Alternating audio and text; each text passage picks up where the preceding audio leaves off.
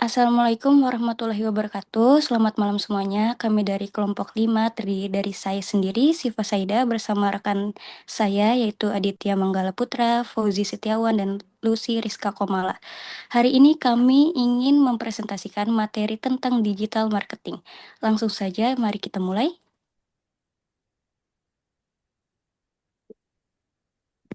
Apa itu digital watermarking? Jadi gini, digital watermarking itu kayak ngasih tanda atau cap rahasia di file digital. Bisa di gambar, video, atau dokumen. Tandanya ini bisa kelihatan, bisa juga enggak. Gunanya buat nunjukin siapa pemilik asli file itu. Terus kalau filenya bocor, atau disalahgunakan, watermark ini bisa bantu lacak asalnya. Selain itu, kita juga bisa tahu apakah file itu masih asli atau udah diutak-atik. Jadi intinya, biar file kita tetap aman dan bisa dipertanggungjawabkan. Kalau tadi kita udah bahas apa itu digital watermarking, sekarang kita masuk ke tujuannya. Itu buat apa aja sih? Jadi yang pertama, perlindungannya hak cipta untuk bukti kepemilikan, misalnya kita punya file digital, watermark bisa dinunjukin kalau itu punya kita. Jadi semacam perlindungan hak cipta. Lalu yang kedua, hak Lalu yang kedua, buat nyari sumber kebocoran. Kalau file kita bocor atau disebar tanpa izin, watermark bisa bantu dilacak asalnya dari mana. Dan yang terakhir, buat ngecek keaslian file. Jadi selama proses file itu dikirim atau udah diubah-ubah. Selanjutnya akan dibacakan oleh Lucy. Baik, selanjutnya di sini ada jenis-jenis digital watermarking. Yang pertama ada visible, yaitu watermark terlihat seperti contohnya itu logo transparan di gambar atau di sebuah video. Yang kedua ada invisible, di mana watermark disisipkan tanpa terlihat atau digunakan untuk pelacakan dan juga identifikasi. Nah, yang ketiga itu ada robust, yaitu tidak mudah hilang saat file diubah atau kompresi. Yang terakhir ada fragile, mudah rusak jika file diubah, cocok untuk mendeteksi modifikasi file. Nah,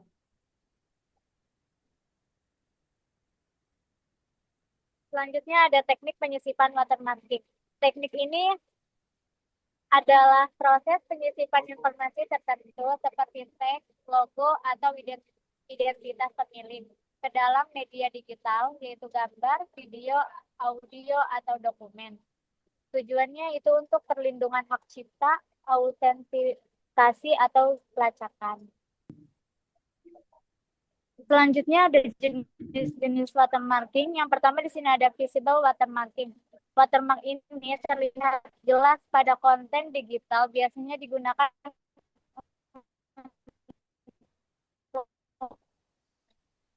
merek ataupun hak cipta, yaitu seperti invisible watermark, di mana watermark ini tidak dapat terlihat atau didengar secara langsung, hanya dapat dideteksi dengan algoritma khusus. Nah, seperti data hak cipta dalam gambar, informasi produser di dalam musik, atau tanda kepemilikan dalam sebuah video.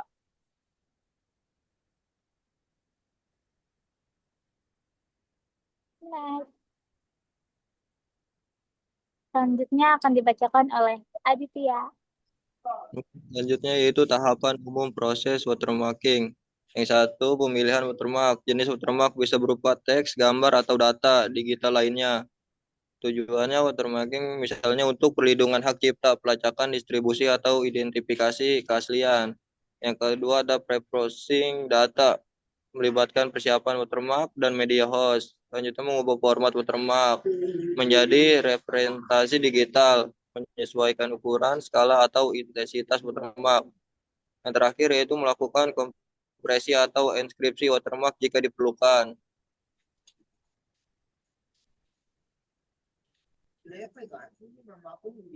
Tahapan umum proses watermarking yaitu penyusunan watermark MBT. Proses ini menyisipkan watermark ke dalam media atau host. Metode penyisipan bisa dibedakan menjadi dua.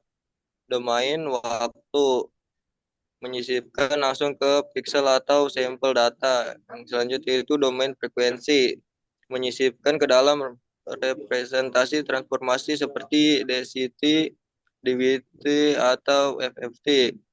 Selanjutnya itu penyimpanan atau distribusi. File digital yang telah diberi watermark disimpan atau didistribusikan. Yang terakhir, proses ini harus mempertahankan watermark agar tidak mudah dihapus atau dirusak. Selanjutnya akan dibacakan oleh Fauji.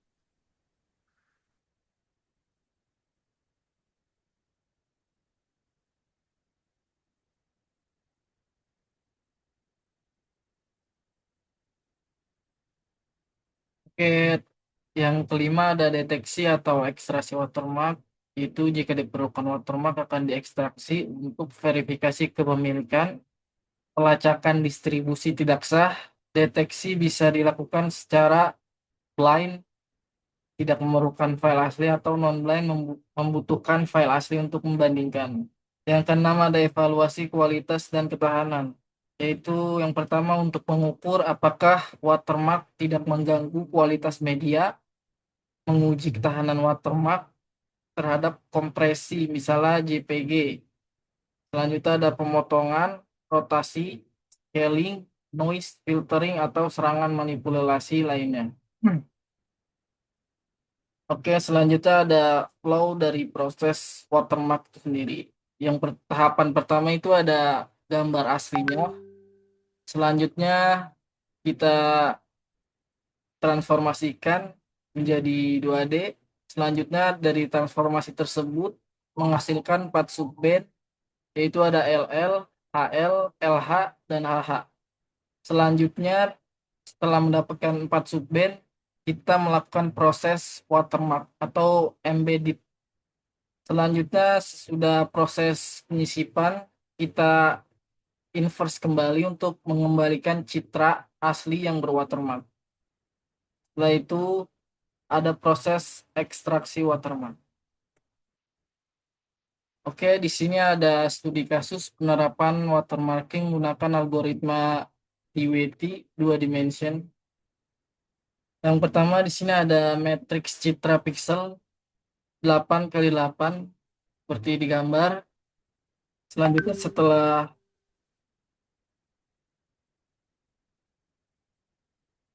kita mempunyai data citra pixel, kita transformasi pertama itu horizontal menggunakan rumus L sama dengan A ke I plus A ke I ditambah 1 dibagi akar 2.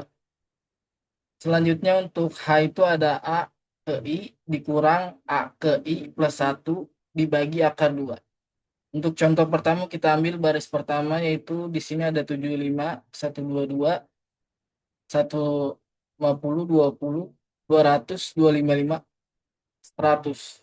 Kita hitung untuk L-nya itu ada 75 plus 122 dibagi akar 2 sama dengan 139. Lalu ada yang kedua 200 ditambah 150 dibagi akar 2, nilainya 2479. Lalu untuk yang ketiga ada 80 plus 200 sama dengan 198. Selanjutnya ada 255 ditambah 100 dibagi akar 2 menghasilkan nilai 251,02. Untuk nilai hanya itu sama, cuman pro operasi pengurangan. Oke, dari nilai tersebut, nilai yang ini menjadi baris ini 139.39 sampai 109.60. Selanjutnya dari semua proses transformasi horizontal tersebut, kita transformasi vertikal atau kolom menggunakan rumus yang sama, yaitu 139 yang kolom sama itu menggunakan rumus ini dan menghasilkan angka yang di samping ini. Oke, selanjutnya dari transformasi dua dimensi tersebut menghasilkan 4 subband, yaitu ada LL, ada HL, ada LH, dan ada HH. Selanjutnya itu proses penyisipan. Kita akan menggunakan kata Fauzi pada subband HL, LH, dan HH. Yang pertama-tama itu kita konversi dulu ke biner menggunakan tabel ASCII. Selanjutnya kita menggunakan rumus penyisipan, yaitu ada C inverse sama dengan C plus A dikali B, yang dimana C itu adalah koefisien DWT asli yang tadi kita telah hitung. Kemudian C inverse itu adalah koefisien setelah disisipkan watermark. Lalu B itu ada nilai bit watermark, kemudian di mapping menjadi jika bit 0 sama dengan min 1, jika bit 1 sama dengan plus 1. Lalu ada A itu faktor kekuatan penyisipan. Kita bisa ambil satu contoh, di sini ada koefisien minus 53,5, lalu bitnya itu yang disisipkan adalah 0. Jika bit 0 sama dengan min 1, maka kita masukkan perhitungannya, yaitu C sama dengan C plus A dikali B. Yang pertama-tama itu kita operasi perkalian dulu. 5 dikali min 1 sama dengan min 5. Lalu min 5 di min 53 dikurang min 5 sama dengan min 58,5 dan seterusnya. Oke, setelah proses penyisipan, ini ada matriks yang sudah telah disisipi, yang terdapat tanda tebal. Lalu untuk proses inverse-nya itu menggunakan rumus di samping ini, di mana LL, LH, HL, dan HH itu menjadi satu, kemudian dibagi menjadi dua.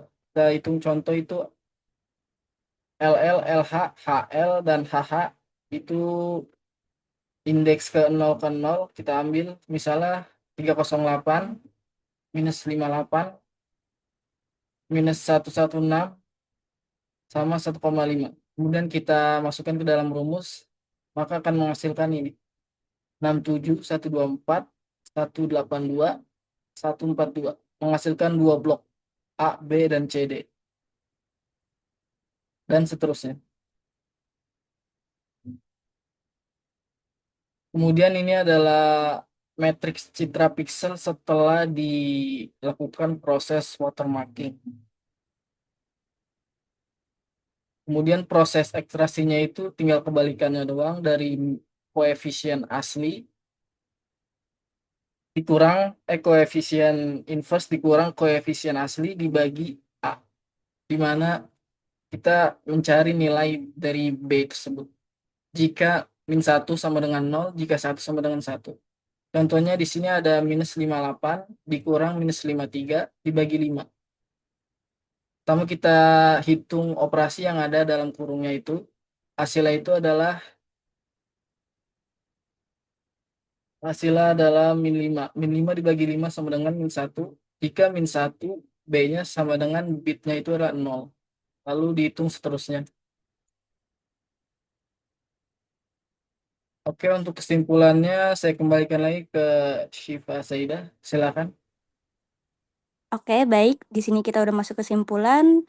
Di sini digital watermarking adalah metode penyisipan informasi tersembunyi ke dalam file digital seperti gambar, video, atau audio. Untuk menandai kepemilikan, menjaga keaslian, atau melacak distribusi, watermark bisa bersifat terlihat atau tidak terlihat, tergantung tujuan penggunaannya. Meski tidak mengubah tampilan luar file secara signifikan, watermark tetap dapat dideteksi atau diverifikasi dengan teknik tertentu. Dalam era digital yang rawan pelanggaran hak cipta, teknologi ini menjadi alat penting dalam perlindungan data dan keamanan informasi.